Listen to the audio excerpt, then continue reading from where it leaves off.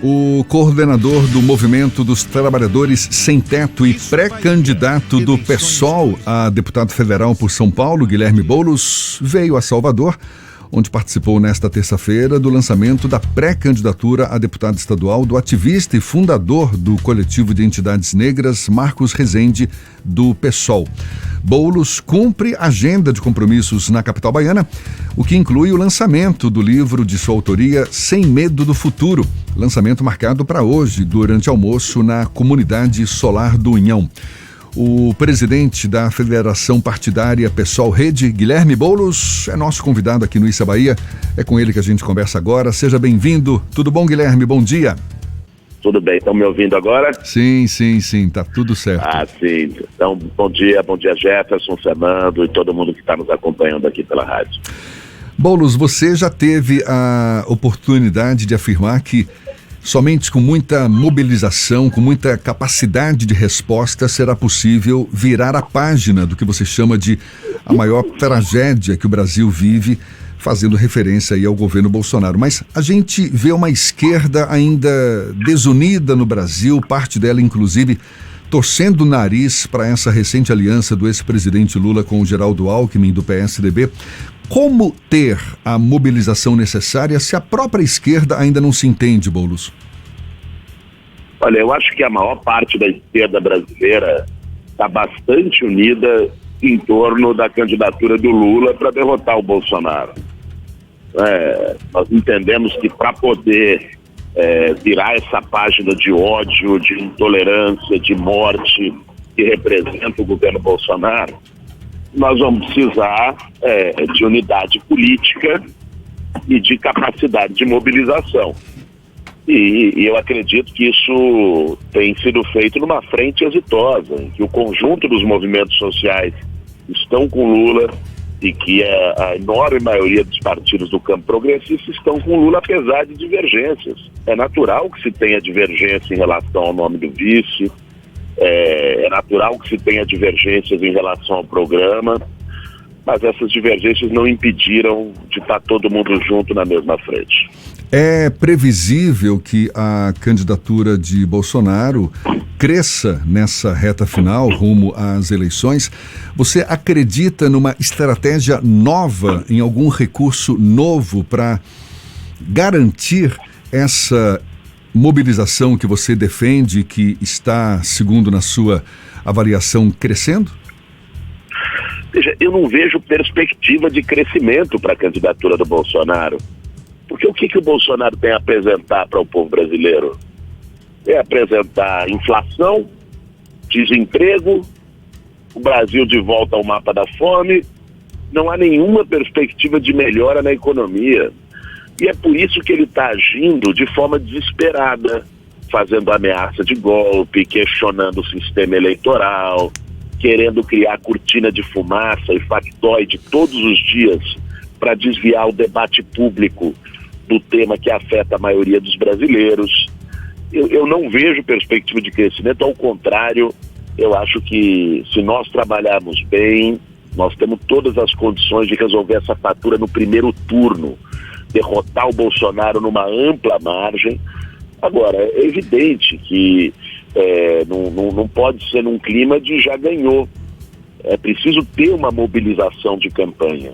Essa eleição é muito diferente de uma eleição normal, de uma eleição que acontece em clima morno. Essa é uma eleição que vai ser marcada por um embate muito duro, até porque o outro lado só bate na canela, joga abaixo. É a turma das fake news, é a turma dos robôs, é a turma do disparo em massa de WhatsApp, como já fizeram em 2018. Então, para que a gente possa vencer esses métodos, nós temos que ter engajamento, militância, mobilização, e por isso nós estamos criando comitês em todo o país, fortalecendo as pré-candidaturas ao Legislativo. Como vocês mencionaram no início, vim aqui para Salvador para o lançamento da pré-candidatura do meu amigo Marcos Rezende a deputado estadual, e tenho rodado o Brasil no lançamento e no fortalecimento de outras candidaturas para o Legislativo. Boulos, na eleição de 2020 você teve uma boa receita de bolos e teve um desempenho muito bom na disputa pela Prefeitura de São Paulo e era cogitado para ser candidato ao governo lá daquele estado, mas acabou fazendo uma composição com o PT com uma promessa de que em 2024 poderia ter o apoio do Partido dos Trabalhadores para uma virtual candidatura sua à prefeitura.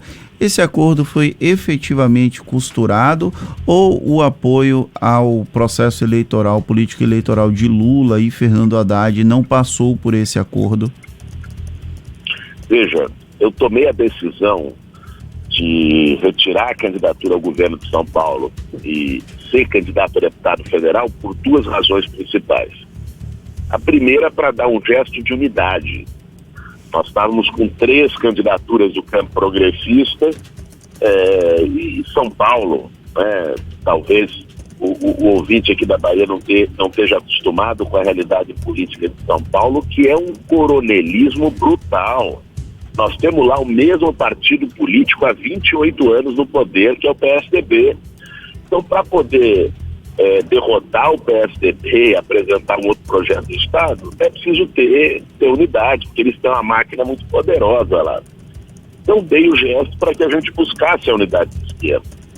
A segunda razão é assumir uma missão da gente fortalecer uma grande bancada popular no Congresso Nacional. Não basta eleger o Lula esse ano. Eleger o Lula é a nossa principal tarefa, porque nós temos que virar a página do Bolsonaro, dessa tragédia, desse pesadelo, mas nós precisamos também mudar a cara do Congresso Nacional. Não adianta só eleger o Lula e tá lá o Centrão, o Arthur Lira, essa turma dando as cartas, orçamento secreto, quem não aprova as mudanças que precisa aprovar nesse país. Por isso, lancei minha candidatura, não só para tentar chegar lá, mas para ajudar a levar mais gente nesse processo.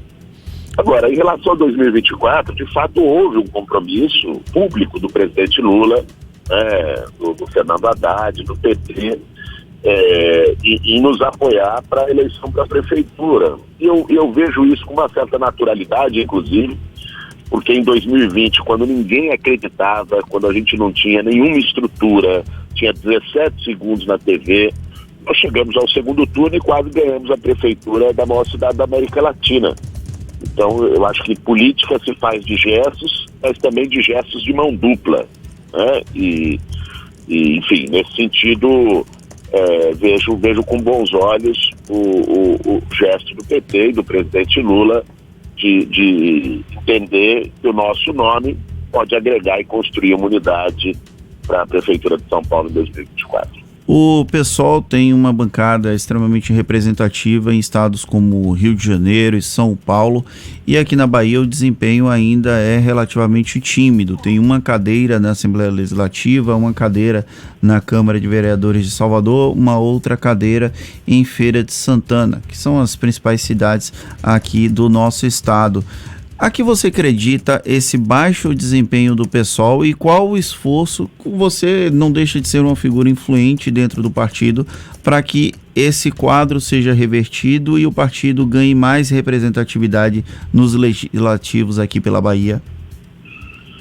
Olha, o PSOL está crescendo. O PSOL, segundo dados do TSE, foi o partido que mais cresceu em número de filiados no Brasil no último ano.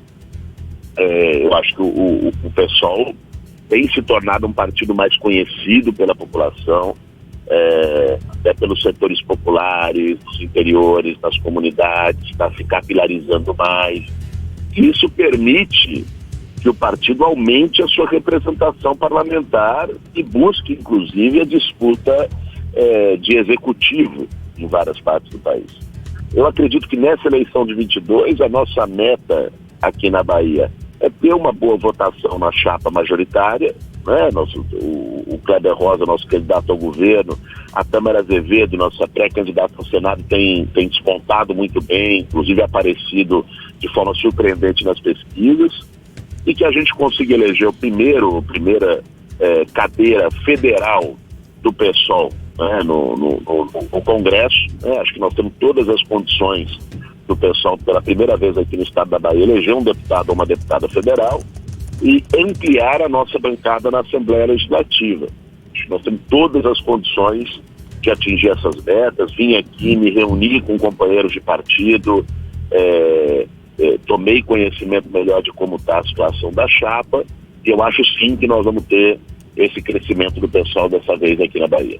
Boulos, ainda em relação à disputa ao Palácio do Planalto, numa eventual vitória do ex-presidente Lula, o que você acha ser necessário para o governo mostrar uma cara diferente, que não incorra em equívocos, mais uma vez, equívocos que resultaram na perda de controle da gestão, o que acabou dando espaço para forças mais conservadoras, da direita, da centro-direita também, recuperarem o poder?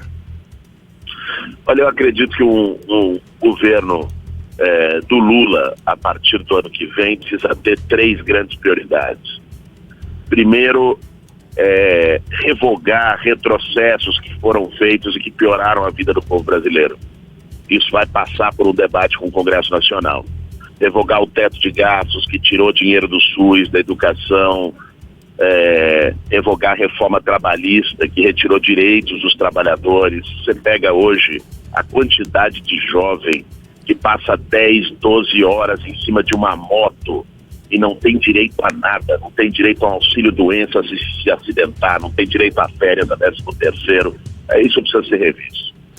Uma segunda prioridade é lançar um grande, ousado plano de investimento público para que a gente possa retomar empregos, sobretudo em obras de infraestrutura, de saneamento, de moradia popular. Isso é papel do Estado. O investimento privado, ele vem quando a demanda está aquecida. Num momento de crise, o investimento público no mundo inteiro é essencial para retomar a economia. E aí você garante, ao mesmo tempo, geração de emprego e melhora de serviço. Quando você lança um programa habitacional, por exemplo, você vai tocar no problema grave da moradia, de tanta gente que está morando nas ruas das nossas cidades, e ao mesmo tempo você vai gerar milhares, milhões de empregos em grandes obras de moradia popular. Esse eu acho que é uma prioridade essencial, porque toca no desemprego, combate à fome. E o terceiro ponto que eu considero essencial é a gente recuperar a soberania de políticas que o governo Bolsonaro deixou a Deus dará. Então pegue, por exemplo, o preço dos combustíveis.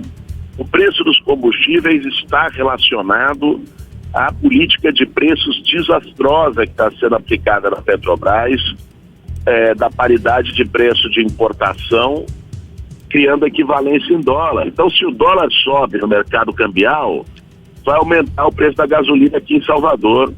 Isso é uma excrescência, porque o Brasil é autossuficiente em petróleo e refina a maior parte da sua gasolina aqui dentro. Não tem por que usar o preço internacional em dólar.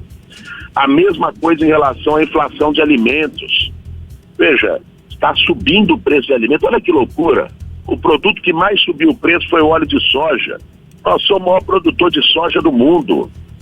O problema é que o agronegócio está pegando toda a produção para vender em dólar lá para fora, exportar. Então nós precisamos fortalecer a agricultura familiar, retomar a Conab com seus estoques reguladores. Tinha estoques públicos de alimento para poder botar no mercado se tivesse aumento de preço. O Bolsonaro fechou, vendeu esses armazéns de estoques reguladores. Então são políticas como essas que vão melhorar a vida do povo brasileiro. Para mim isso é prioridade absoluta, porque o Brasil está na lama, está num pântano, o povo vivendo muito mal.